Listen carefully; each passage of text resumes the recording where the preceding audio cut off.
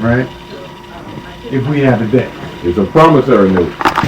Right. And it went beyond, long time ago, it went beyond that, and it died, that principle, honor died a long time ago. Before we were even born, us. Now, and so, but we're operating off of a debt of instruments that were created even with our parents and others who had no part in that. In other words, in the law of contract, you can't create a debt for someone else and then hold them to it. That's right, because they're not a party to the contract. So now, look at this. Look at this very, very simple, and just analyze this. And I won't go further because I won't make it confusing.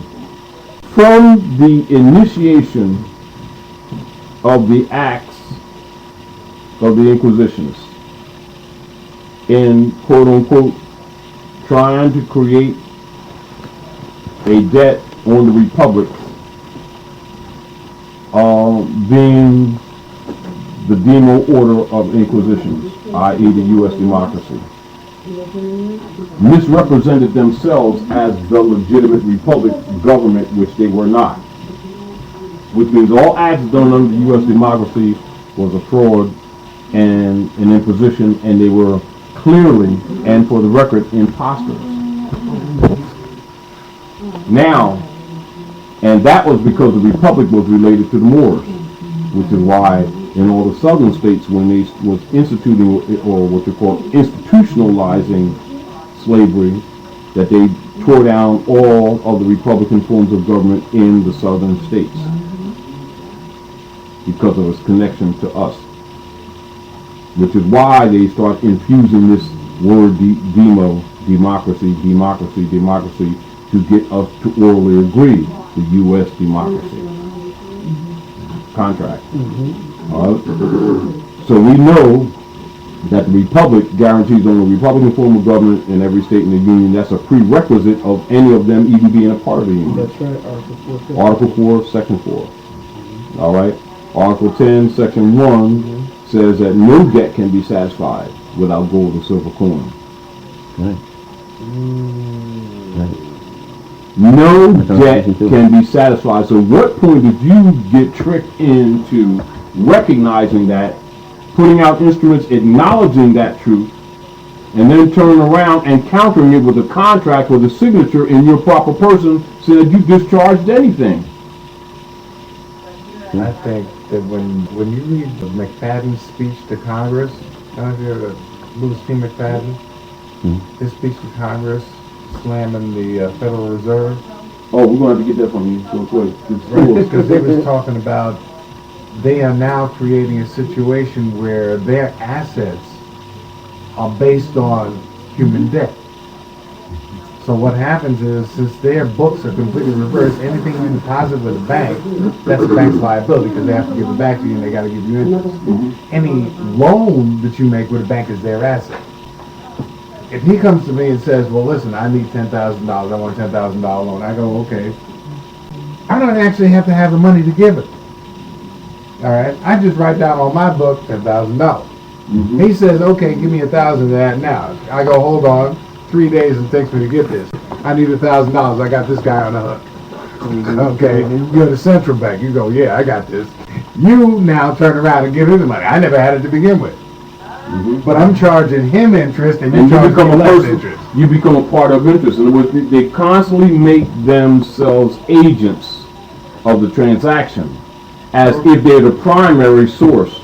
Of the transaction. Now, I'm sitting here and say, okay, somebody's deposit is the liability, but now I have an asset. I'm allowed to fractionalize my asset. I got him on the hook for $10,000. I can now lend out 40. Because I can multiply that by 4 times. I go out and get somebody else. Never have to have the money. I go to you and say, listen, I can't lend out what they deposit. Right, because that's the law. Right. But I can lend out my assets, and which because, is his debt. Yes, and because you cannot lend out the assets, this is why the banks do transfers with each other, and then they transfer back in order to skirt the law. This is how they build up those unlimited funds with nothing but zeros. Right. Now, That fractional, what you're talking about, the fractional loans. So I think this is where we started, you know, you said like, where did that come into play? I think that's when they started to bring that into play. Because before that, they didn't have that. They called it the two-paper system. You know, the two-paper, how you have an asset and the liability within the same, you know, and they have this thing called modern money mechanics that the Federal Reserve wrote. There was a pamphlet trying to explain money, and they explained how they used to do it. And they explained that people originally brought their gold to a goldsmith, and he held it in his vault for you and gave you a certificate, and you walked out the door with it. Then they figured out that all they had to do is write up another certificate for the same gold and give that out as a loan. Wow. Right? Meanwhile, if you don't come back, they can take that certificate, send it overseas to Germany, And mortgages. and have them present a claim for that piece of gold, and that gold leaves the country. And in the trail of these instruments, those instruments become mortgages. And what happens, everybody along the way signs the back of these instruments. And so what happens is, as soon as you create one of these instruments and you think that you're dealing with a principal party, within days it's out of their hands and somebody else already got a signature on it, and it's moving around the world. This is the reason why even when people are foreclosing and stuff like that they can't get original deeds. And why even the people, you know, and why they don't produce those things in court, because if they did, they would see the instruments have multiple signatures of people from all around the world, because they become mortgages. And they're never what you thought they were. You know, and this is back to what, you know, Brother Mataio was explaining to us relative to, because basically what he's talking about is selling the debt over and over again. And whereas as you come to them with honor, and you go to real estate as an example, or bank, and your idea is that you have an account with them.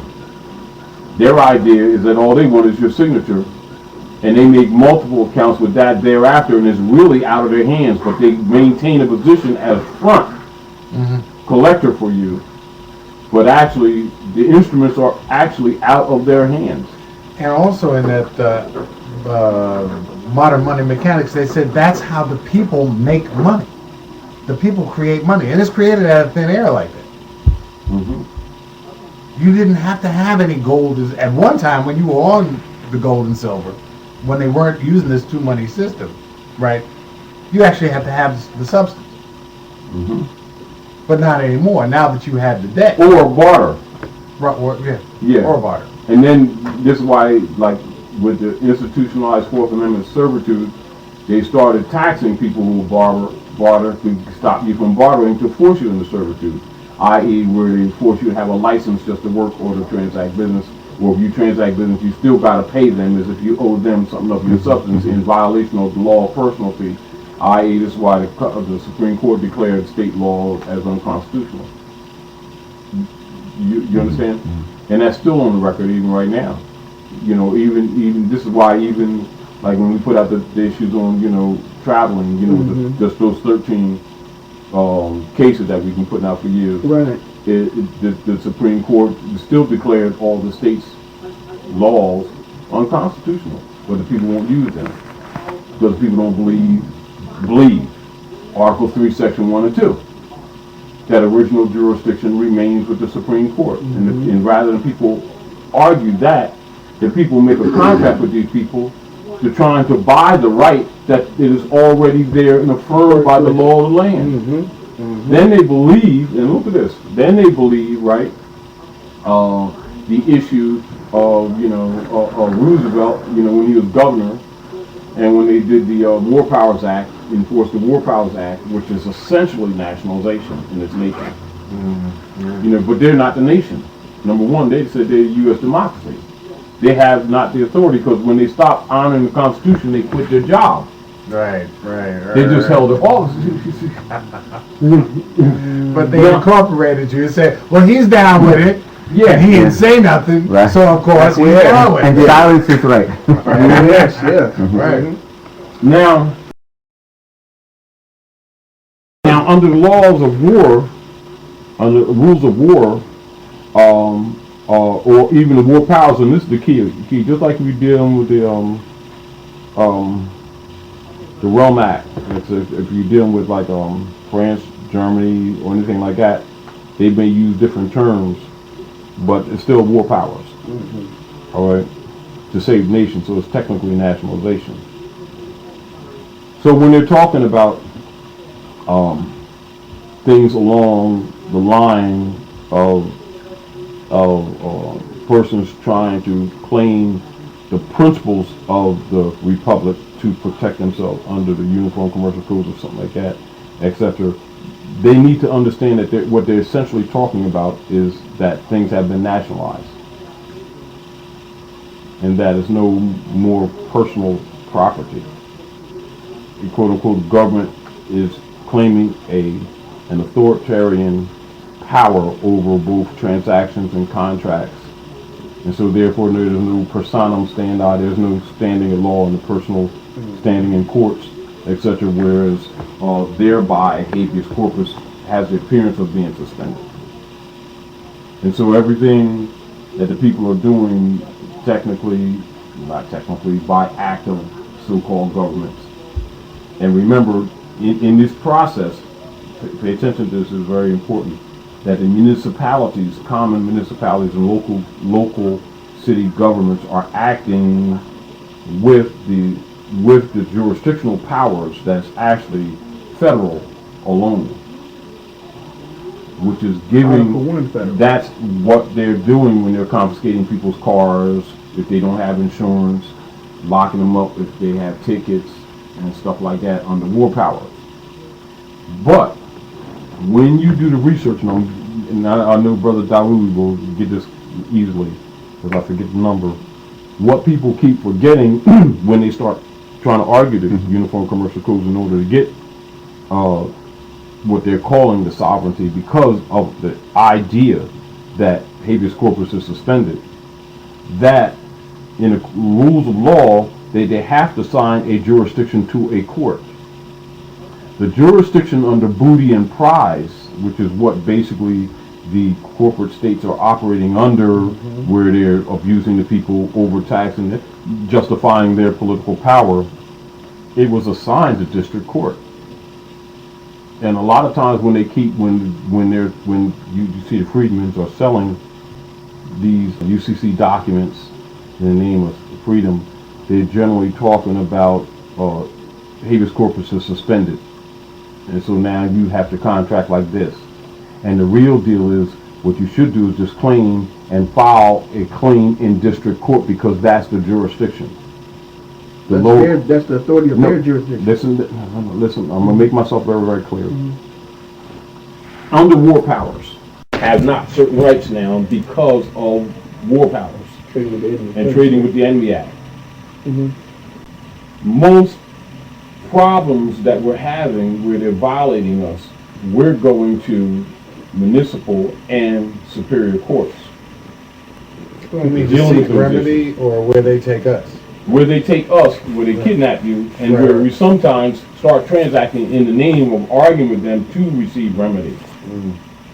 When at that time, to even pull you in, they're superseding their jurisdiction, because the assignment of the jurisdiction of the issues of the state, signed by the Congress to the district court.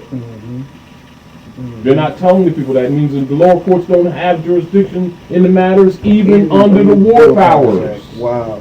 That's what I'm saying. And I'm making myself very clear. Even under the war powers, the lower courts don't have jurisdiction. It's still in Article 3, Section 1 and 2 court. Because Section 2 of Article 3 deals with an international venue. People of the same state, people of different state, etc., etc., etc. And so this is back to what you were saying earlier before, or our activity of being active, having a track record, automatically in laws make you a consular or an ambassador of your particular jurisdictional state.